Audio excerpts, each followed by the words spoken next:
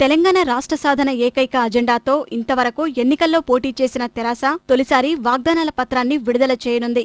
ఇందులో తెలంగాణ పునర్నిర్మాణం అంశాలతో పాటు సార్వత్రిక ఎన్నికల్లో ఓట్లు కురిపించే ప్రజా ఆకర్షక హామీలు పొందుపరచనున్నారు. ఇంతకాలం తెరాస ఉద్యమ పార్టీ, ఇక నుంచి పూర్తి రాజకీయ పార్టీ అన్న కేసీఆర్ ఆ విధంగానే సార్వత్రిక సమరానికి సన్నద్ధమవుతున్నారు.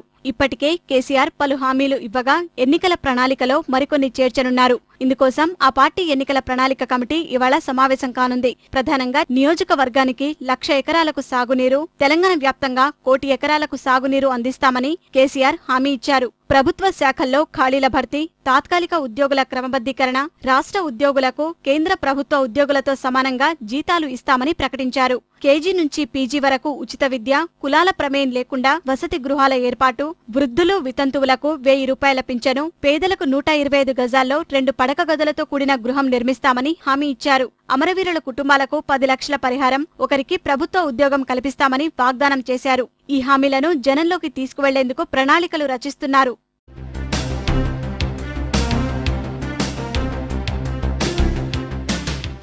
ఎన్నికల హామీలపై ఓ నిర్ణయం తీసుకున్నాక తెరాస అధినేత కేసీఆర్ ప్రచారం చేపట్టనున్నారు. మున్సిపల్ ఎన్నికల ప్రచారంలో కేసీఆర్ పాల్గొనే అవకాశం లేదని పార్టీ వర్గాలు చెబుతున్నాయి. ఈ ఎన్నికల పర్యవేక్షణ బాధ్యతలను హరీష్ రావు, పోచారం శ్రీనివాసరెడ్డికి కట్టబెట్టారు.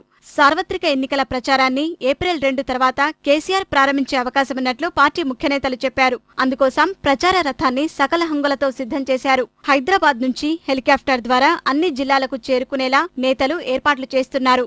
నగర పురపాలక ఎన్నికల్లో ఒంటరిగా బరిలోకి దిగుతున్న తెరాస సార్వత్రిక సమరానికి కూడా ఇదే బాటలో నడిచే అవకాశమున్నట్లు నేతలు చెబుతున్నారు.